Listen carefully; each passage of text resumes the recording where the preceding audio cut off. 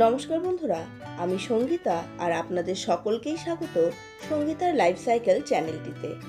এই প্রচণ্ড গরমে সুস্থ থাকার একটি অব্যর্থ ওষুধই হচ্ছে কুমড়ো। আমাদের প্রত্যেকের বাড়িতেই কম বেশি রান্না হয়ে থাকে এবং আমরা খেতে পছন্দও করি, কিন্তু বেশিরভাগ ক্ষেত্রেই আমরা এর কোনো গুণাবলী না জেনেই কিন্তু এর টেস্টের জন্য একে পছন্দ করি। আজকে আপনাদের সঙ্গে শেয়ার করব মিষ্টি কুমড়োর একটি ভীষণ সহজ রেসিপি এবং তার সঙ্গে সঙ্গে মিষ্টি কুমড়োর উপকারিতা সম্বন্ধেও আপনাদেরকে জানাবো। ভিডিওটিকে সম্পূর্ণ দেখার অনুরোধ রইল। তাহলে চলুন শুরু করা যাক আজকের এই রেসিপিটি। এখানে হাফ কেজি মিষ্টি কুমড়োকে বেশ মোটা মোটা করে কেটে নিয়েছি। মিষ্টি কুমড়োর এই রেসিপিটি শুধু বানানো সহজ তাই নয়, এটা যেমন গরম ভাতের সাথে দারুণ লাগে খেতে, ঠিক ততখানি ভালো লাগে সকালের জলখাবারে লুচি, পরোটা বা রুটির সঙ্গে। এই রান্নাটা ভীষণ সিম্পল, তবে এই রান্নার মধ্যে একটা এক্সট্রা ফ্লেভার যোগ করার জন্য এখানে আমি ক্যাপসিকাম দিয়েছি। ক্যাপসিকামগুলোকে বড় বড় টুকরো করে কেটে নিয়েছি। মিষ্টি কুমড়োর এই রেসিপিতে উপকরণ লাগে খুবই কম। এখানে নিয়েছি পরিমাণ মতো সামান্য লবণ, চিনিটাকে একটু বেশি পরিমাণে নিয়েছি। এখানে 1 টেবিল স্পুন চিনি আছে, আর হাফ টিস্পুন নিয়েছি আমচুর পাউডার। ফোড়নের জন্য নিয়েছি 2 শুকনো লঙ্কা, 2 তেজপাতা, 1 টিস্পুন কালো জিরে আর হাফ টিস্পুন মেথি।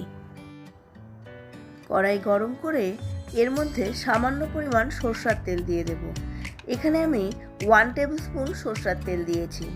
এখানে বলে রাখি, মিষ্টি কুমড়ো ভাজার সময় একটুও তেল টানে না। আপনারা খেয়াল করে দেখবেন, মিষ্টি কুমড়ো যদি কখনো ভাজেন, যে পরিমাণ তেল দিয়ে মিষ্টি কুমড়োটা ভাজা শুরু করবেন, মিষ্টি কুমড়ো ভাজার পরেও কিন্তু সেই পরিমাণ তেল আপনার কড়াইয়ে থেকে যায়। এই কারণে তেলটা প্রথমেই একদম কম দেবেন। তেলটা যখন গরম হয়ে যাবে তখন এর মধ্যে ফোড়নের তেজপাতা, শুকনো লঙ্কা আর মেথি আর কালো জিরাটা দিয়ে দেব। এবার এই সবগুলোকে খুব ভালোভাবে একটু ভেজে নিতে হবে, যতক্ষণ না পর্যন্ত ফোড়নের গন্ধটা সুন্দরভাবে বেরিয়ে আসছে। এবারে এখানে কেটে রাখা সমস্ত মিষ্টি কুমড়োগুলোকে দিয়ে দেব। গ্যাসের ফ্লেমটা মিডিয়ামে রাখবেন, হাই বা লো দুটোর একটাতেও কিন্তু রাখবেন না।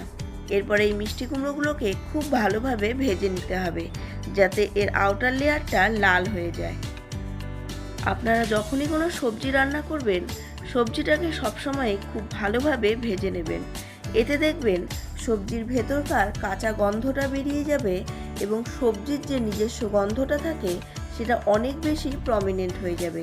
এই মিষ্টি কুমড়োর ক্ষেত্রেও কিন্তু একই রকম ঘটনা। মিষ্টি কুমড়োটা যত ভালোভাবে ভাজা হবে তত ভালোভাবে এর ভেতরকার গন্ধটাও বেরিয়ে আসবে।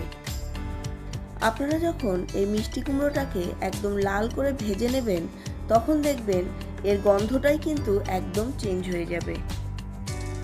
এখানে আরও বলে রাখি, মিষ্টি কুমড়ো কিন্তু ভীষণ নরম হয়। এটাকে সেদ্ধ করার জন্য জল দেওয়ার কোনো প্রয়োজন নেই। একটু ঢেকে ঢেকে এটাকে ভাজলেই দেখবেন এটা একদম নরম হয়ে গেছে। আর এটাকে সেদ্ধ করার জন্য যদি জল ব্যবহার করেন তাহলে এটা একদম গলে যাবে। মিষ্টি কুমড়োটা ভালোভাবে ভাজা হয়ে গেলেই এর মধ্যে কেটে রাখা ক্যাপসিকামগুলোকে দিয়ে দেব। ক্যাপসিকামগুলো একদম সেদ্ধ করব না, এটা যদি একটু শক্ত থাকে তাহলে কিন্তু বেশ সুন্দর একটা ক্রাঞ্চি ভাব আসে, যেটা এই মিষ্টি কুমড়োর টেস্টটাকে অনেকটাই বাড়িয়ে দেবে। এইবার এর মধ্যে পরিমাণ মতো লবণ, সম্পূর্ণ চিনি, সামান্য হলুদ আর কেটে রাখা কয়েকটা কাঁচা লঙ্কা দিয়ে আবার ভালোভাবে ভেজে নেব। এখানে বলে রাখি, মিষ্টি কুমড়োতে প্রচুর পরিমাণে ভিটামিন সি এবং ই আছে। এছাড়া iron, calcium, magnesium, phosphorus, potassium, zinc, protein এবং ফাইবার ইত্যাদির খুব ভালো উৎস হচ্ছে এই মিষ্টি কুমড়ো। মিষ্টি কুমড়োতে ক্যালোরি থাকে ভীষণ কম, আর ফাইবারের পরিমাণ থাকে প্রচুর বেশি। এই কারণে এটা ওজন কমাতেও কিন্তু সাহায্য করে। তাই আপনি যদি আপনার ক্রমবর্ধমান ওজন নিয়ে উদ্বিগ্ন হন, তবে অবশ্যই কুমড়োকে আপনার প্রতিদিনের ডায়েটে যোগ করে নিন। মিষ্টি কুমড়োতে স্যাচুরেটেড ফ্যাট পাওয়া যায় না। এর ফলে শরীরে কোলেস্টেরলের পরিমাণ কম থাকে এবং হার্টও সুস্থ থাকে। এতে অবস্থিত বিটা ক্যারোটিনয়েড এবং লুটেইন চোখের স্বাস্থ্যের জন্য উপকারী। এটি খেলে দৃষ্টিশক্তি বৃদ্ধি পায়। তবে অবশ্যই আপনারা এত কিছু শুনে বেশি বেশি করে মিষ্টি কুমড়ো খাওয়া শুরু করবেন না, কারণ কোনো খাদ্যই অত্যন্ত বেশি পরিমাণে খাওয়া শরীরের জন্য ক্ষতিকারক, কারণ এর পার্শ্ব প্রতিক্রিয়াও থাকতে পারে। মিষ্টি কুমড়ো আর ক্যাপসিকামটা খুব ভালোভাবে ভাজা হয়ে গেলে এবার এখানে হাফ টিস্পুন আদা বাটা দিয়ে দেব। ভালোভাবে আবার সবগুলোকে ভেজে নিব যতক্ষণ না পর্যন্ত আদা বাটার মধ্যে থেকে কাঁচা গন্ধটা একদম বেরিয়ে চলে যাচ্ছে। সবশেষে এখানে দিয়ে দেব হাফ টিস্পুন জিরার গুঁড়ো আর হাফ টিস্পুন ধনের গুঁড়ো। এই দুটো কিন্তু সম্পূর্ণ অপশনাল, আপনারা চাইলে এই দুটোকে স্কিপও করে দিতে পারেন।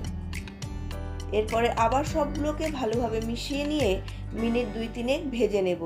এর ফলে এখানে দেওয়া জিরের গুঁড়ো আর ধনের গুঁড়োর কাঁচা গন্ধটাও একদম চলে যাবে।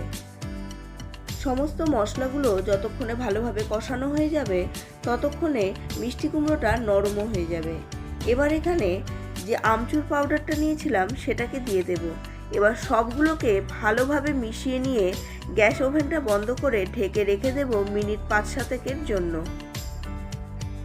বাড়িতে একবার হলেও এইভাবে মিষ্টি কুমড়োর রেসিপিটা বানিয়ে দেখুন, আপনাদের নিশ্চয়ই ভালো লাগবে।